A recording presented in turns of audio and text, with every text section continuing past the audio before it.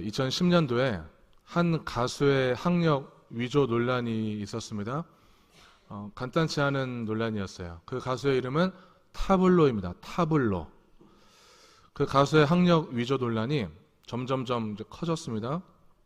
너무 커지다 보니까 타블로에게 진실을 요구합니다. 줄여서 타진요. 이런 인터넷 카페가 만들어졌어요. 회원수가 자그마치 20만 명. 그 20만 명의 회원들은 타블로의 스탠퍼드 대학 졸업이 허위라고 주장을 했습니다.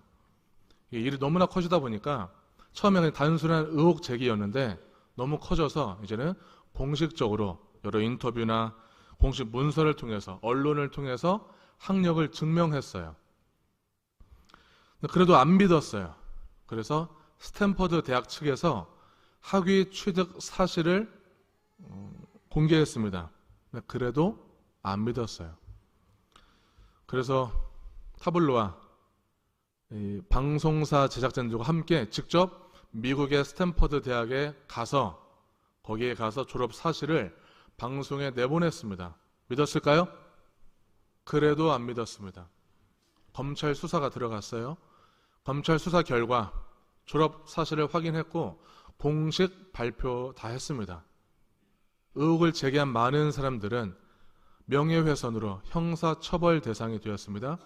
그들은 끝까지 자기들의 주장을 굽히지 않았어요.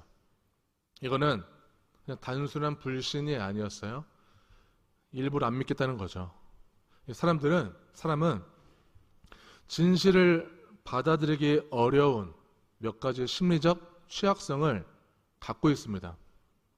내 신념에 부합하는 어떤 정보, 내 신념에 부합하는 정보를 믿게 되면은 그 다음부터는 그 정보에 뒷받침하는 정보만 받아들이고 나머지 정보들, 나머지 증거들을 다 무시하는 경향이 있어요. 이 타블로의 학력이 허위라고 이미 결론을 다 내려버리고 그에 따른 증거 자료들을 전부 무시하고 자기 믿음을 강화시키는 자료들만 선택적으로 소비하는 것입니다. 그러니까 자신이 믿는 것과 현실이 충돌할 때 느끼는 그 심리적 불편함이 있어요. 인지부조화라고 합니다. 그 불편함을 이제 줄이려면은 사실보다 내 신념을 고수하려고 해요. 학력을 위조한 걸로 다 믿었는데 그런 객관적인 증거들이 막 나왔어요. 그러면 내가 틀렸다는 것을 인정해야 하잖아요. 근데 인정하기 싫기 때문에 모든 게 다 조작됐어. 검찰과 언론 다 타블로를 감싸기 바빠. 심지어 스탠퍼드 대학교조차도 다 한패거리라는 그 논리를 유지하면서 그렇게 자기 합리화를 하면서 그 마음의 불편함을 없애보려고 하는 거예요. 이걸 알고 하는 것이 아니라 어떻게 할까요? 무의식 중에 하는 거예요. 나도 모르게. 그리고 이 비슷한 생각을 가진 사람들이 이제 점점 모입니다. 점점 모이다 보면은 이 개개인의 입장보다 모였을 때, 같은 사람들끼리 모였을 때 더 극단적인 입장으로 나아가는 경향이 생기는 거예요. 이 타전역끼리는 자기들끼리는 서로 의견을 공유하고 지지합니다. 그러면서 학력 위조 주장은 더욱 진짜같이 되고요. 더 선동적인 말들이 됩니다. 그래서 사람들이 모여요. 사람들이 모여가지고 외부의 반박 증거들은 전부 완전히 배척해버립니다. 혹여 카페 안에서, 인터넷 카페 안에서 타블로를 옹호하는 말이라도 한다면 즉각 그 댓글은 즉각 삭제, 즉각 퇴출시켜버렸어요. 더더욱 카페는 폐쇄적으로 운영을 하게 됐습니다. 그러면서 그들은 자기들만이 정의라고 생각을 했어요. 이렇게 오랫동안 시간과 감정과 노력을 투자한 내 주장을 스스로 부정해버리는 것은요, 자기 정체성이 흔들리는 일이에요. 타진요의 핵심 멤버들은 이미 언론 인터뷰나 법적 절차를 통해서 또는 공개 주장을 통해서 자기 입장들을 너무나 강하게 드러냈기 때문에 이제 와서 입장을 바꾸는 것은 자신의 행동 전체를, 자기 정체성을 흔드는 일이 되고 부정하는 일이 되기 때문에 쉽게 철회할 수가 없게 되는 거예요. 근데 성경에도 유사한 이야기가 나옵니다. 예수님께서 태어날 때부터 눈먼 사람을 고치신 사건이 오늘 나와요. 바리새인들은 그 기적을, 그 사실을 끝까지 믿지 않습니다. 인정하지 않아요. 눈뜬 기적이 일어나는데, 그 엄청난 기적이 일어나는데 논란만 생겨요. 유대인들은 의심했죠. 저 소경은 우리가 알던 저 길가에서 구걸하던 거지 아니냐? 그 엄청난 기적 앞에서 그 사람이 우리가 알던 거지인가 아닌가만 궁금해하는 거예요. 놀라지도 않아요. 뭐 축하도 없어요. 그것만 궁금해요. 네, 맞습니다. 그 거지 맞아요. 아니요, 그 사람과 좀 비슷하게 생겼어요. 의견이 엇갈립니다. 그래서 궁금해서 유대인들이 그 소경에게 물어봐요. 당신은 어떻게 눈을 뜨게 됐습니까? 당연히 이제 자세히 설명하겠죠. 그 소경이었던 사람이 예수님께서 침을 뱉은 진흙을 이겨서 제 눈에 발랐습니다. 그리고 실로암 못에 가서 씻으라고 해서 가서 씻었더니 다 나았습니다. 눈뜬 사람은 그냥 있는 그대로 사실을 얘기했어요. 근데 좀 독특하죠? 예수님께서 그 눈을 고치는 방식이 좀 독특해요. 분명히 소경이니까 귀가 발달했을 거예요. 침을 뱉는 소리가 났을 것이고 진흙을 이기는 소리, 그리고 면서 눈에 발음을 당했어요. 생각해 보세요. 이거는 시험 들 일이죠. 내 장애를 가지고 장난치는 것처럼 해석할 수 있어요. 그런데 그 소경은 단번에 실로암에 가서 씻으라는 말에 가서 씻어요. 그 소경이 예수님을 신뢰하게 된, 예수님과 그 잠깐의 라포 형성이 된 그 아주 짧은 순간이 나옵니다. 요한복음 9장 2절과 3절입니다. 같이 읽겠습니다. 제자들이 물어 이르되 라삐여, 이 사람이 맹인으로 난 것이 누구의 죄로 인함이니까? 자기니까 그의 부모니까? 예수께서 대답하시되 이 사람이나 그 부모의 죄로 인한 것이 아니라 그에게서 하나님이 하시는 일을 나타내고자 하심이라. 아멘.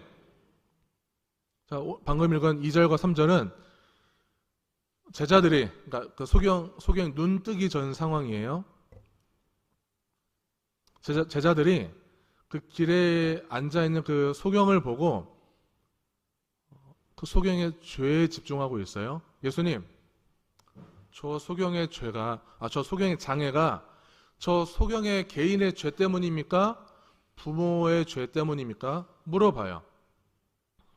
당시에 이 사회적 인식은 장애를 가지고 있거나 질병을 갖고 있으면은 이게 개인의 죄가 원인이고 부모나 조상의 죄가 원인이어서 그에 대한 하나님의 징벌이라고 이해했어요.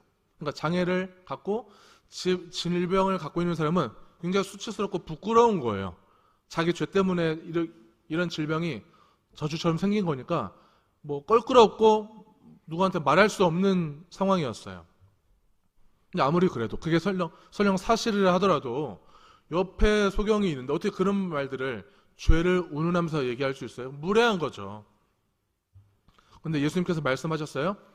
그 장애는 누구의 죄도 원인이 아니다. 하나님의 하시는 일을 그를 통해서 하시는 것이다. 말씀하셨습니다. 이 말이, 그 한마디 말이 소경에게는 한 줄기 빛이 되었습니다. 그게 희망이었어요. 나를 통해서 하나님 일하신다고? 내 장애와 질병을 다시 생각하게 된 시점이었어요. 이 세상에는 원인을 알 수 없는 장애와 질병 너무도 많아요. 현대의학으로 다 밝혀지지 않은 게 너무나 많죠. 그런 아픈 사람들이 내 가족이고 내 자녀라면은 아마 그동안 성도님들은 수단과 방법을 가리지 않고 돈을 쏟아 부어서라도 다 열심히 찾았을 거예요. 근데 그래도 안 고쳐지면은 받아들일 수밖에 없죠. 억울할 거예요. 누구한테 하소연할 사람도 없어요. 비참한 인생이 될 수도 있어요. 그것 때문에. 제가 중3 때부터 질병이 하나 생겼습니다. 갑자기 생겼어요. 간질 발작이 생겼어요. 지금은 명칭이 바뀌었습니다. 뇌전증으로 바뀌었어요. 어느 날 갑자기 학교에서 그냥 갑자기 여러 차례 눈이 돌아가고 입술 파래지고 벌러덩 넘어져서 온몸이 발작했어요. 원인 몰라요. 추측하는 게 몇 가지 있긴 하지만 원인을 알 수 없다고 병원에서 얘기했어요.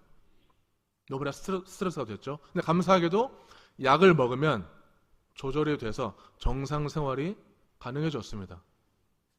그래도 마음은 힘든 건 좀 있었어요. 근데 어느 날 저희 아버지께서 저에게 편지를 써주셨어요. 고등학생 때 이렇게 써주셨습니다.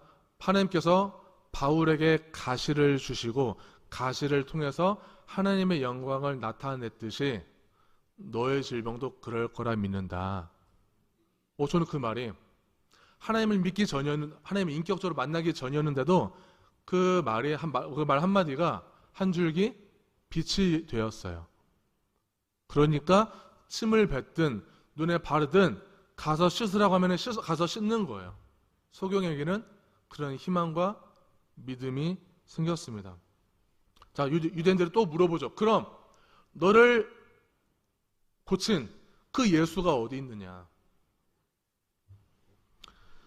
자, 소경이 씻으러 간 사이에 예수님의 자리를 떠났기 때문에 그 소경은 눈을 떴어도 예수님이 누군지 본 적이 없어요.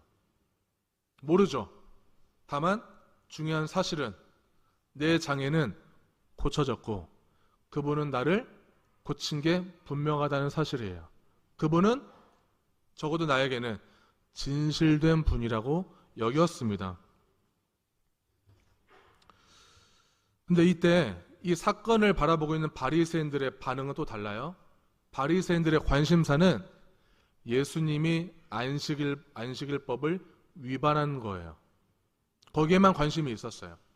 안식일에는 일하지 말라는 계명이 있습니다. 근데 그 계명을 좀 우리가 자세히 잘 봐야 되는데 안식일에 일하지 말라는 계명은 예배나 제사에 방해될 만한 영업들을 중지하라는 뜻이지 어떤 사소한 모든 행위들, 치료 행위들을 다 금지한 것은 아니었어요.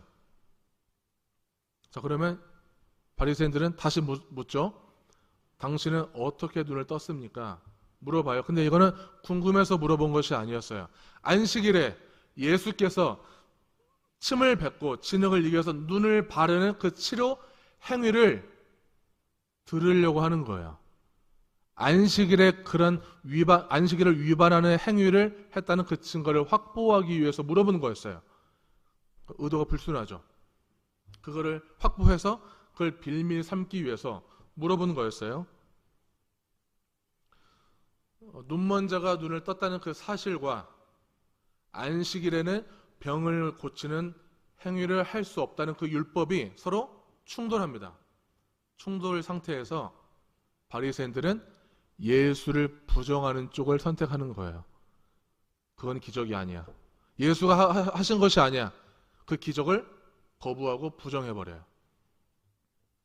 자, 이 사건을 쭉 지켜본 유대인들은 그 바리새인들의 태도를 보고 그들도 똑같이 끝까지 기적을 믿지 않아요.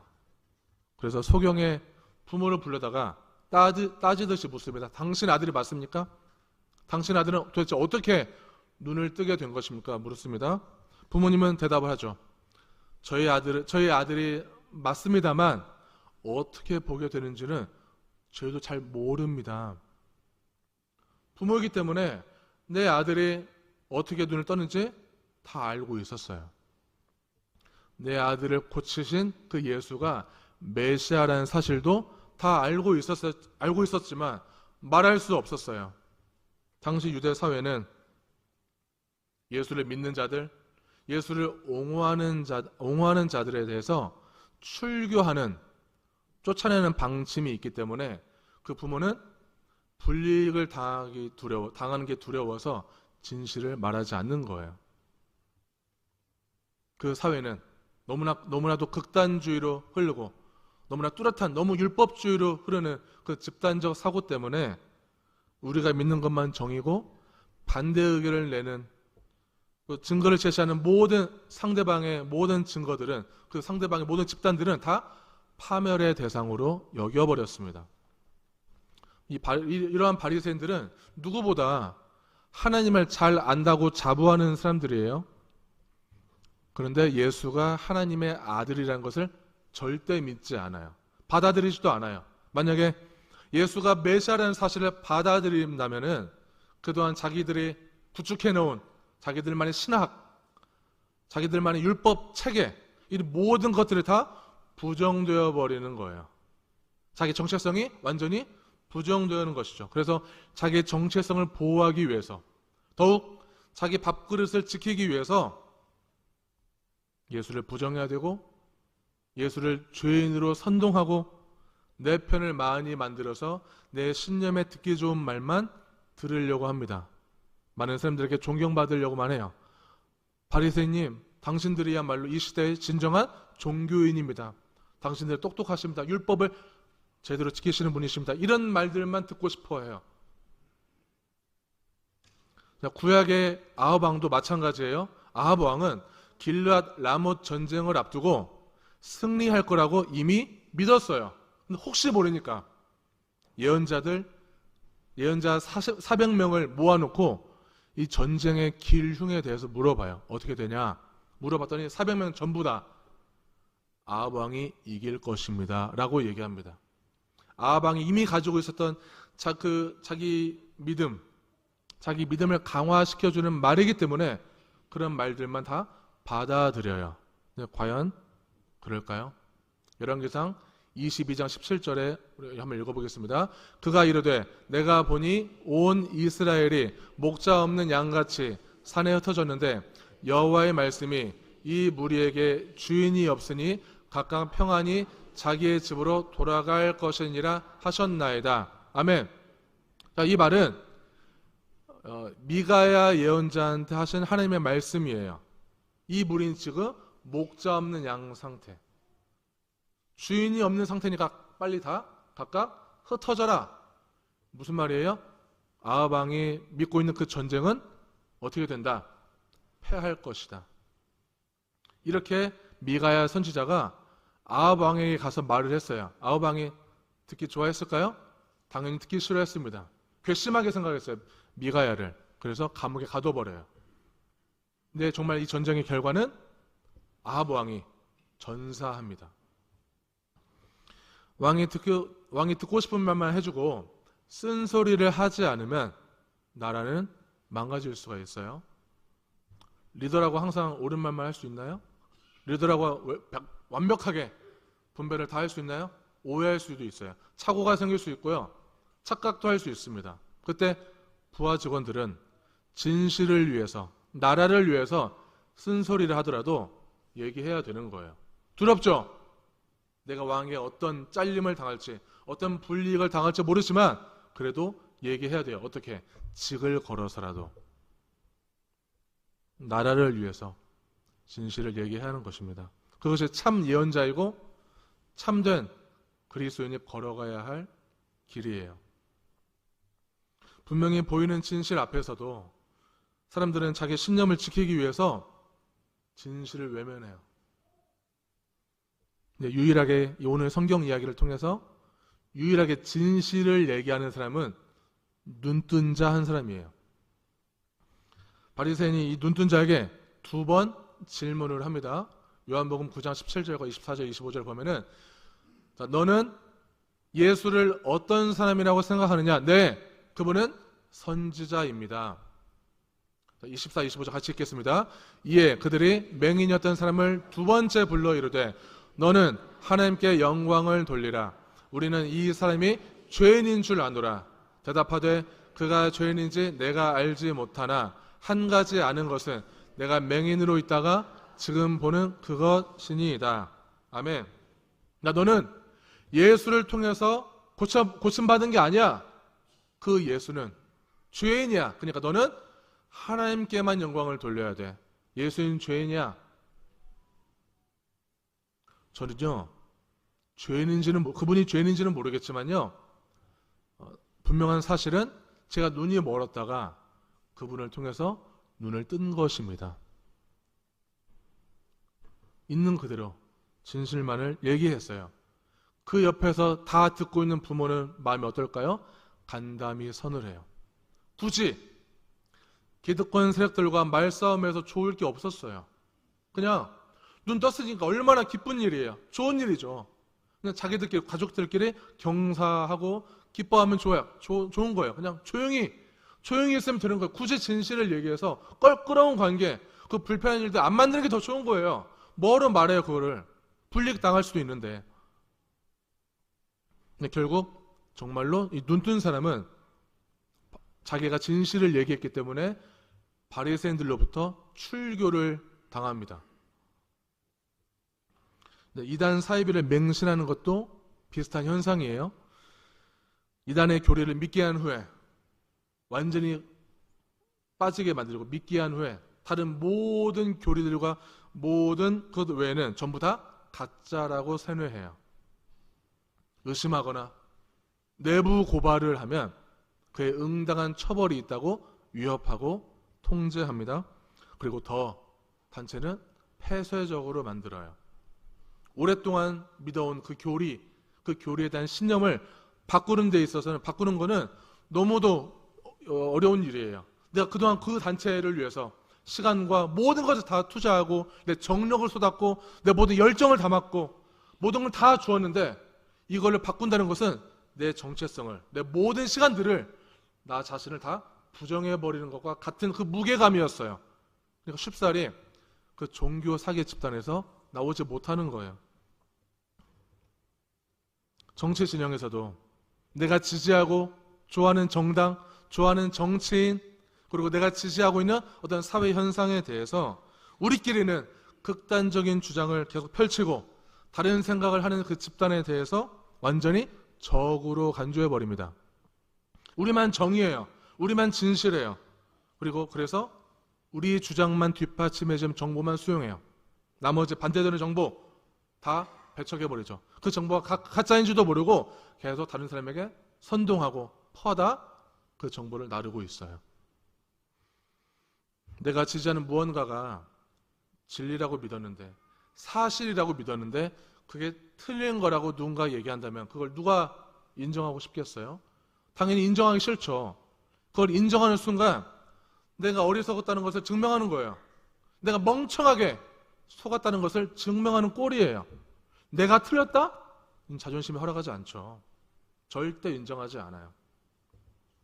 인간관계에서도 우리는 이런 진실을 외면할 때가 많습니다. 저희 아내가 저희 집에서 쓰레기를 바닥에 아무데나 버려요.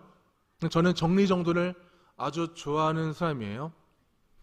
그러면 저는 이제 정리정돈을 추구하는 마음과 사랑하는 아내가 바닥을 어지럽히고 아무데나 버리는 그것과 충돌이 돼서 제 머릿속에는 인지 부조화가 일어납니다. 그 사이에서 혼란이 생겨요. 나중에 이제 알게 됐어요. 육아가 너무 힘드니까 그냥 편하게 막 던진대요. 이해가 되죠. 이해할 수 있어요. 그 정도는. 근데 처음에는 나를 종으로 하는 건가? 나 싫어하나? 뭐 나한테 불만이 있어서 날 지금 매기는 건가?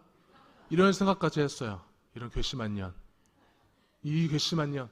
속으로 욕을 하면서 다시금 또 원래 성향대로 하나하나 주워 담아서 또 버려요. 제가 며칠 전에 아내한테 이렇게 얘기했습니다. 여보는 참 행복할 것 같아. 아무데나 버려도 주워주는 남편이 있잖아. 어머, 맞아. 뭐지 이건? 계속 주워달라는 거구나.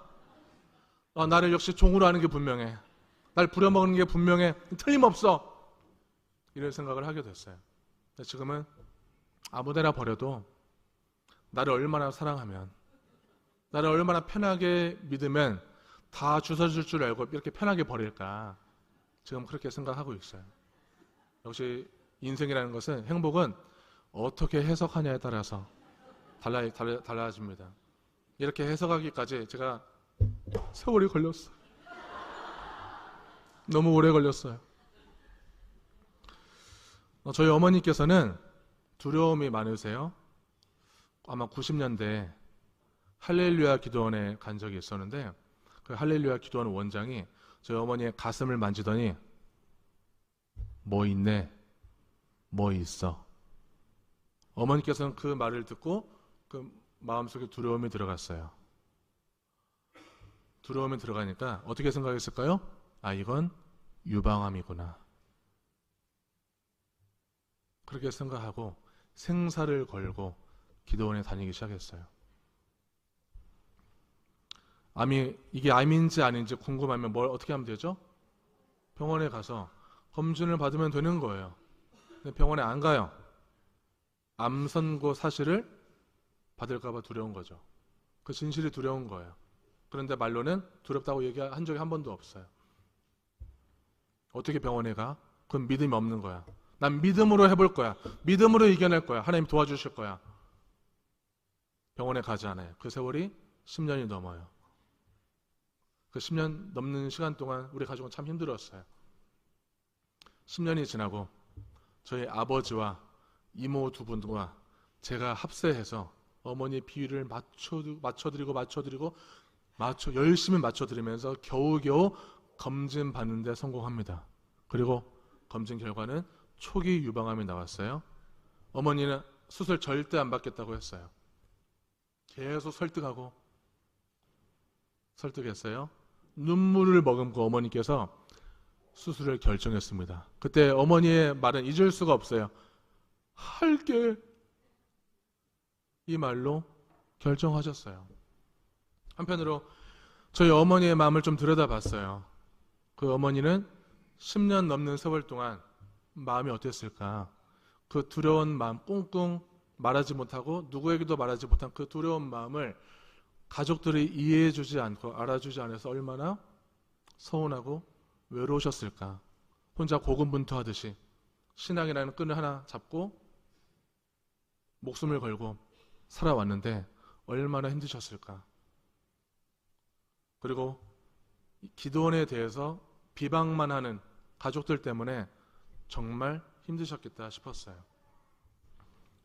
초기 암 진단이 나왔고 항암 치료를 다 견뎌내셨고 이겨내셨습니다. 이처럼 진실을 마주하는 것은 정말 어려운 일이에요. 아까 2010년도에 타진요 카페가 있었다고 했잖아요. 지금은 있을까요? 없을까요?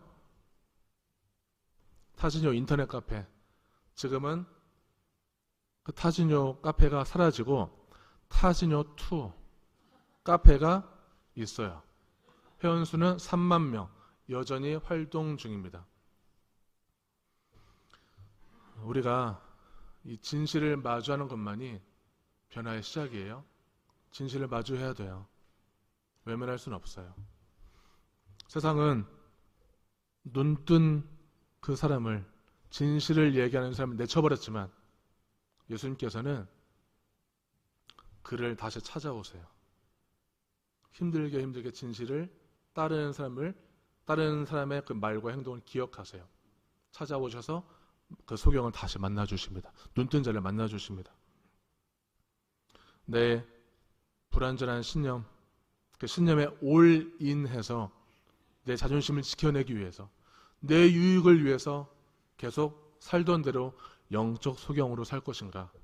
아니면은 내 마음속에 이런 어떤 수많은 충돌과 두려움을 무릅쓰고 세상의 빛이 되시고 내 불안과 두려움까지도 다 정결하게 씻어주시는 그 은혜의 하나님, 능력의 하나님을 바라보고 살 것인가? 우리는 선택의 기로에 늘 놓여 있습니다. 우리는 그러한 두려움을 무릅쓰고 세상의 빛이 되어주시고 그리고 내 마음을 깨끗하게 해결해 주시는 그분을 바라봐야 할 것입니다. 진실의 여정은 늘 지금도 두렵고 고통스럽지만 그 여정의 끝에는 자유와 평안이 기다리고 있어요. 하나님께서는 진실을 따르는, 힘들게 따르고 용기 내어 따르고 내 밥그릇이 내 칙이 다 없어지는 한이 있다 할지라도 진실을 따르는 자들의 뒤편에 서서 편이 되어주시고 동행하여 주시고 함께 하시는 줄로 믿습니다. 그 진리 안에서 거룩한 양심을 가지고 능력의 하나님을 선택하기를 축원합니다.